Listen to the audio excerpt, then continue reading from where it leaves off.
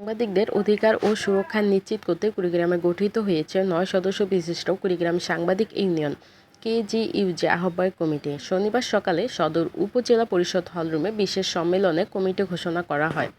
প্রধান অতিথি হিসেবে রংপুর সাংবাদিক ইউনিয়নের সভাপতি সালেকুজ্জামান সালেক বলেন, সাংবাদিকরা ভয় বা চাপের মুখে কলম থামাবেন না।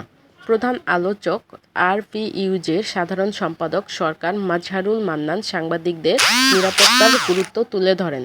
সম্মেলনে সাংবাদিকরা মাঠে কাজের সময় হুমকি, হয়রানি ও চাপের অভিজ্ঞতা শেয়ার করে কার্যকর সুরক্ষার নীতিমালার দাবি জানান। পুলিশ সুপার মোহাম্মদ মাহফুজুর রহমান নিরাপত্তায় পুলিশের সহযোগিতার আশ্বাস দেন। আহ্বায়ক আরিফুল ইসলাম রিগান, সদস্য সচিব মনোয়ার হোসেন লিটন, সিনিয়র যুগ্ম আহ্বায়ক আমিনুল ইসলাম, যুগ্ম আহ্বায়ক বাবুল জামান, রাশিদুল ইসলাম রাশেদ, সদস্য তামজিদ হাসান তুরাক, আবদুল্লাহ আল মুজাহিদ, রাশিদুজ্জামান তাওহিদ ও মোহাম্মদ জুবায়ের।